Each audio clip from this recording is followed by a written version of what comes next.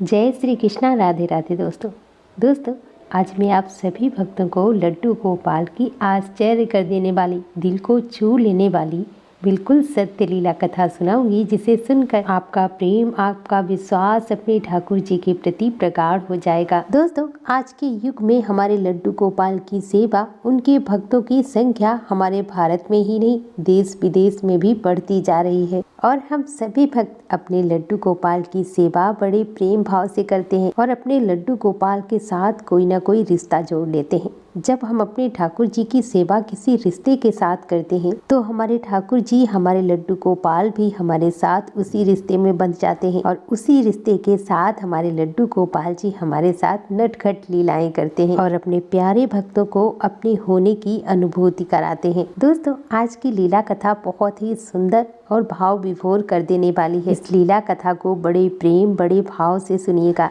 दोस्तों, आज की लीला कथा हमारे साथ शेयर की है लुधियाना में रहने वाली वंदना जी ने। वंदना जी हमसे कहती हैं कि दीदी, पहले मैं इन लीला कथाओं पर, चमत्कारों पर विश्वास नहीं करती थी। पहले मुझे सिर्फ यह लगता था कि यह सिर्फ मनगढ़ंत कहानियां हैं। क्या इस कलयुग में भी ठाकुर जी लीलाएं कर सकते हैं, चमत्कार कर सकते हैं? ऐसा होना असंभव है। और मुझे ठाकुर जी की लीलाओं पर विश्वास तब हुआ जब स्वयं मेरे लड्डू गोपाल ने हमारे साथ लीला की, जब ठाकुर जी ने अपने होने की अनुभूति कराई। दोस्तों, वंदना जी बताती हैं कि पहले मैं लड्डू गोपाल की सेवा पूजा नहीं किया करती थी। मेरे मायके में भी लड्डू गोपाल विराजित नहीं थे, इसीलिए मुझे नहीं पता था कि लड्डू गोपाल की सेवा कैसे की जाती है। बस मैंने सुना था कि लड्डू गोपाल की सेवा एक बच्चे की तरह की जाती है। मेरे मायके में भगवान श्री कृष्ण और श्री राधा रानी का चित्रपट था, उन्हीं की हम पूजा किया करते थे। लेकिन जब मेरी शादी हुई और शादी के बाद मैं अपने ससुराल लुधियाना आ गई और तब मैंने अपनी ससुराल में अपने पड़ोस में एक आंटी को लड्डू गोपाल की सेवा करते हुए देखा। जब कभी गर्मियों में या फिर सर्दियों में मैं छत पर जाती थी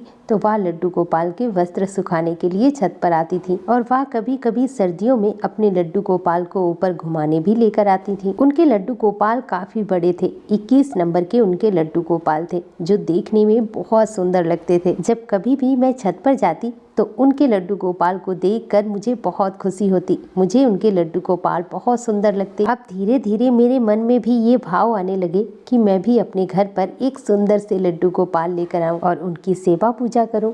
इसके बारे में मैंने पहले अपने घर पे और हस्बैंड से बात की कि मैं भी ठाकुर जी की सेवा करना चाहती हूँ, उन्हें अपने घर पे विराजित करना चाहती हूँ। मेरे हस्बैंड ने भी कहा कि अगर तुम ठाकुर जी की सेवा करना चाहती हो और तुम उनकी सेवा अच्छे से कर सकती हो तो मुझे कोई परेशानी नहीं है। इसके बाद मैंने और मेरे हस्बैंड ने यूट्यूब पर बहुत सारे लड्डू गोपाल देखे, बहुत सुंदर सुंदर लड्डू गोपाल देखे, वृंदावन की बहुत सारी शॉप देखी और इसके बाद मैंने 6 नंबर के लड्डू गोपाल एक शॉप से वृंदावन से ऑनलाइन मंगाए। लगभग 10 से 15 दिन के बाद हमारे लड्डू गोपाल हमारे घर आ गए और लड्डू गोपाल के आने के बाद मैंने उनकी प्राण प्रतिष्ठा की और उनकी सेवा पूजा शुरू कर दी। वंदना जी बताती हैं कि मैं उन आंटी से हमेशा पूछती रहती थी कि लड्डू गोपाल की सेवा कैसे की जाती है, कहीं कोई कमी तो नहीं रह जाती है हमारी सेवा में। मतलब मैं हमेशा उनसे लड्डू गोपाल के बारे में पूछती रहती थी और लड्डू गोपाल के बारे में, उनकी सेवा कैसे करनी है, यूट्यूब पर भी सर्च करती रहती थी। वंदना जी बताती हैं कि वो आंटी मुझे हमेशा लड्डू गोपाल की लीलाएं भी सुनाया करती थी और कहती थी कि मेरे लड्डू गोपाल भी नटखट लीलाएं करते हैं। कभी कभी मेरे लड्डू गोपाल गुस्सा भी हो जाते हैं और कभी कभी मुस्कुराते भी हैं। उन्हें जैसे वस्त्र पहनने होते हैं, जैसा श्रृंगार करवाना होता है, वैसी ही सेवा वो अपने भक्तों से लेते हैं। हम भक्त अपनी मर्जी से कुछ भी नहीं करते, हमारे लड्डू गोपाल जो चाहते हैं वो अपने भक्तों से कराते हैं। वंदना जी बताती हैं कि मैं लड्डू गोपाल की सेवा तो करती थी, लेकिन आंटी की इन बातों पर मैं विश्वास नहीं करती थी कि कैसे कोई विग्रह चमत्कार कर सकता है, कैसे कोई विग्रह लीलाएं कर सकता है। मैं उनकी लीलाएं सुनती थी और मुस्कुराती थी कि आंटी जी मनगढ़ंत कहानियां बनाकर मुझे सुनाती रहती हैं। वंदना जी बताती हैं कि मैं सुबह सुबह अपने लड्डू गोपाल को स्नान कराती, इसके बाद उन्हें मैं वस्त्र पहनाती, उनका श्रृंगार करती और मैं उन्हें सुबह सुबह दूध का भोग लगाती या फिर माखन मिश्री या ड्राई फ्रूट जो भी होता मैं उसका उन्हें भोग लगा देती थी। इसके बाद दोपहर के समय में जो भी खाना बनाती उसका मैं लड्डू गोपाल को भोग लगा देती थी, लेकिन मैं शाम के समय लड्डू गोपाल को कभी भी अन्न का भोग नहीं लगाती थी। मैं दिन में सिर्फ एक बार ही अन्न का भोग लगाती थी और शाम को लड्डू गोपाल को दूध पिलाकर उन्हें शयन करा देती थी। मेरा प्रतिदिन का यही रूटीन था।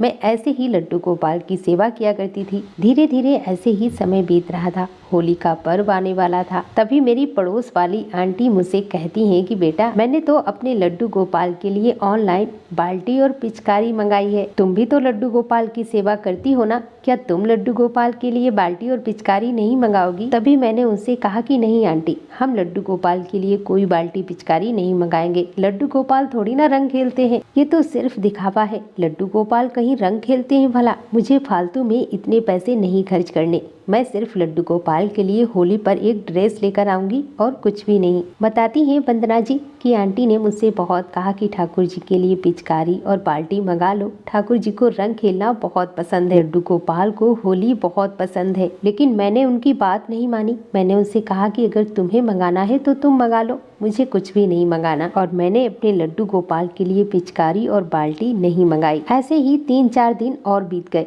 होली के लगभग 2-3 दिन ही बाकी रह गए थे और मैंने अपने लड्डू गोपाल के लिए होली की कोई भी तैयारी नहीं की थी। ना ही उनके लिए रंग मंगाया था, ना ही पिचकारी और ना ही उनके श्रृंगार का सामान। मैंने अपने घर में सबकी होली की तैयारी कर ली थी, बच्चों की, हस्बैंड की, अपने लिए भी। लेकिन लड्डू गोपाल की होली की कोई भी तैयारी नहीं थी। ऐसे ही एक दिन मैंने लड्डू गोपाल को शाम के समय दूध का भोग लगाया और भोग लगाने के बाद उन्हें शयन करा दिया और हम सभी खाना खाकर अपने अपने रूम में सोने के लिए चले गए। लगभग सुबह के 3 बजे मैं आश्चर्य कर देने वाला सपना देखती हूँ और मैं अपने सपने में साक्षात लड्डू गोपाल को देखती हूँ और वो लड्डू गोपाल मुझसे बात भी कर रहे हैं और रोते हुए मुझसे कह रहे हैं कि मैया, तूने ना ही मेरे लिए होली की पिचकारी मंगाई है और ना ही रंग। अब मैं अपनी राधा रानी के साथ रंग कैसे खेलूंगा? मुझे भी रंग और पिचकारी ला कर दो। मुझे भी अपनी राधा रानी के साथ होली खेलनी है। मुझे होली खेलना बहुत अच्छा लगता है। मैया, तूने अपने बच्चों के लिए पिचकारी भी मंगाई और रंग भी,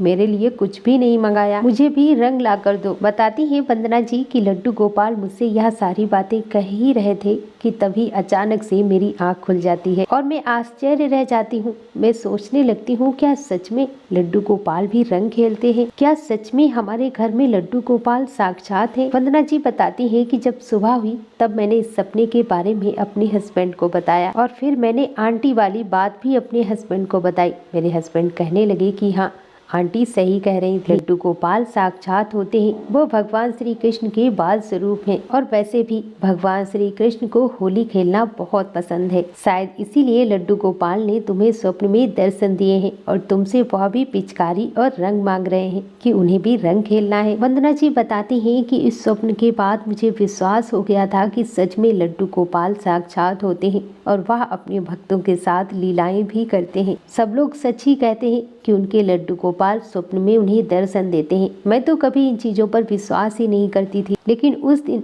मुझे ठाकुर जी की लीलाओं पर पूर्ण विश्वास हो गया कि सच में लड्डू गोपाल लीला करते हैं और मुझे भी ठाकुर जी ने स्वप्न में दर्शन दिए हैं। ये सोचकर मैं बहुत ज्यादा खुश थी। मैं अपने आप को परम सौभाग्यशाली मान रही थी। इसके बाद मैंने अपने स्वप्न की बात उन आंटी को भी बताई। आंटी ने भी मुझसे यही कहा कि देखो, मैं तो पहले से ही कह रही थी कि ठाकुर जी को रंग खेलना बहुत पसंद है और जिसके घर में ठाकुर जी होते हैं साक्षात होते हैं और वह अपने भक्तों के साथ, अपनी मैया के साथ अटखेलियां खेलते हैं, नटखट लीलाएं करते हैं। तुमने अपने लड्डू गोपाल के लिए होली के लिए कुछ भी नहीं मंगाया था ना, इसीलिए लड्डू गोपाल ने उसका अनुभव तुम्हें कराया है। वंदना जी बताती है कि इसके बाद मैं आंटी के साथ मार्केट जाती हूँ और वहाँ से लड्डू गोपाल के लिए वस्त्र, उनके श्रृंगार का सामान, उनका मुकुट, उनकी ज्वेलरी और होली खेलने के लिए अपने लड्डू गोपाल के लिए बाल्टी और पिचकारी और रंग लेकर आती हूँ। वंदना जी कहती हैं कि चाहे कोई विश्वास करे या ना करे, जब मैंने वह सारा सामान, बाल्टी, पिचकारी, रंग लाकर जब लड्डू गोपाल को दिया, जब वह सारा सामान मैंने लड्डू गोपाल के सामने रखा,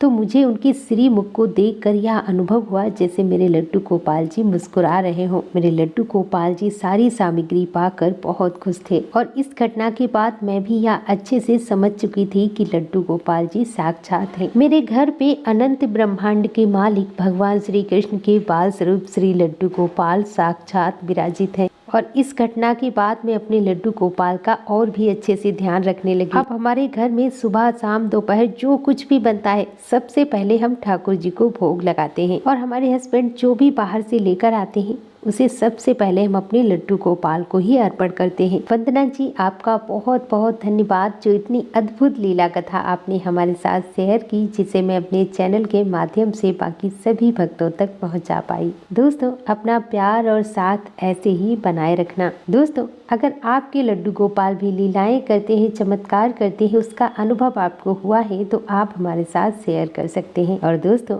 अपने लड्डू गोपाल की सेवा पूजा कीजिए, उन पर पूर्ण विश्वास कीजिए और ज़्यादा से ज़्यादा नाम जाप कीजिए। और मेरे साथ एक बार प्रेम से बोलो, लड्डू गोपाल की जय, कृष्ण कन्हैया की जय, जय जय श्री राधे।